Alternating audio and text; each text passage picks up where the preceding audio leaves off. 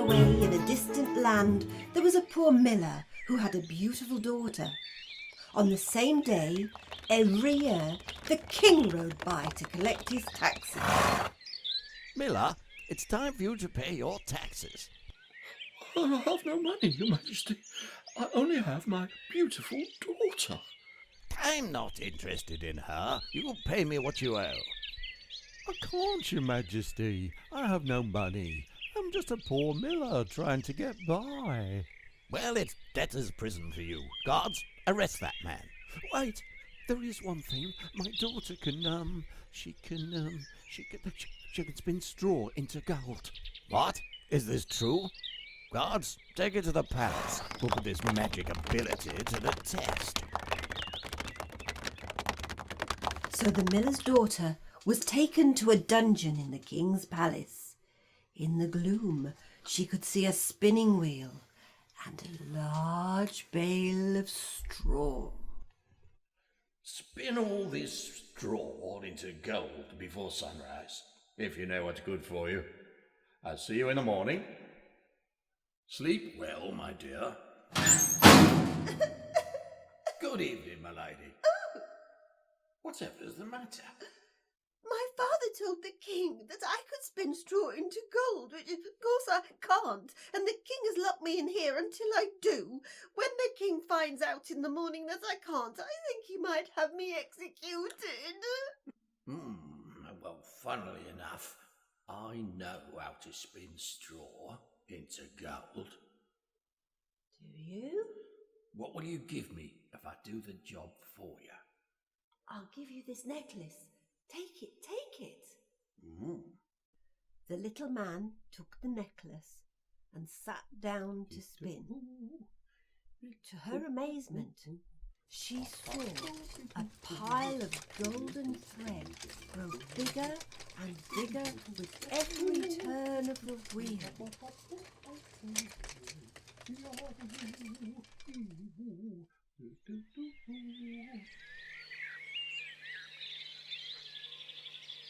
Well, that's amazing. I never thought you could do it. How did you do it? Could you do it again? I would be the richest king in the West. I don't know. It all happened as if in a dream. Well, you'd better get some rest because there's a lot more straw where that came from, and I'm sure you want to live. More straw!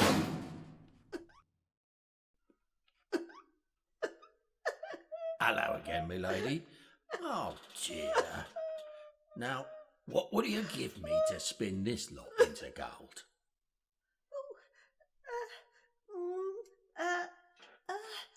All I have left is this ring. Nice.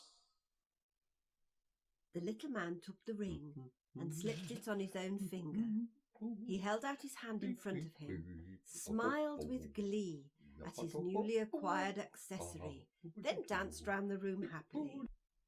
Then he sat down at the spinning wheel and didn't stop until all the straw had been spun into gold.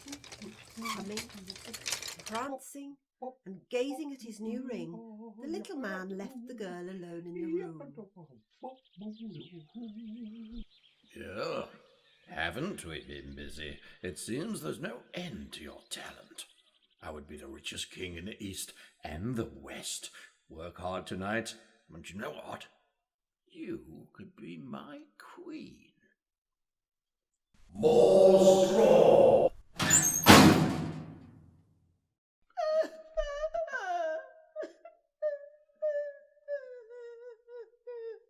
Oh. Now then, what will you give me if I spin this lot into gold? I have nothing left. Well, I know. If I spin this straw into gold, promise me your firstborn child when you are queen. I need someone to keep me company in my old age. I have no choice. Please help me. She hoped that he would forget this bargain. so she happily watched him spin all the straw in the dungeon into gorgeous gold thread.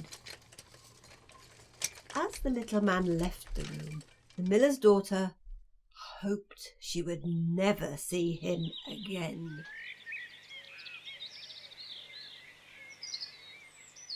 My dear, you truly are an alchemist. We shall be married forthwith. The king and the miller's daughter were married immediately. Later that year, the queen had a beautiful baby girl. The queen had forgotten about her promise to the funny little man, and so one day, when she was rocking her baby to sleep, she was shocked to hear the door creak open. Hello, Your Majesty. Well, it's time to give me that which you promised. Let me make you rich beyond your wildest dreams instead. No, I want what you promised me. All the riches in the world could not match the reward of a living thing. The queen sobbed terribly, and because the little man felt sorry for her, he walked back and forth across the room deep in thought. Oh, I know. I will give you 3 days. If you can figure out what my name is by the end of the 3rd day, I will let you keep your child. Yes, oh yes, thank you, thank you. That night, the queen thought long and hard about all the names that she had heard throughout her life. She collected names from the servants in the castle. She sent out messengers to scour the kingdom for more names. Her list grew and grew. When the little man came on the first day, the queen recited every name that she had collected. Could it be Caspar, Melchior, or Balthazar? Nope.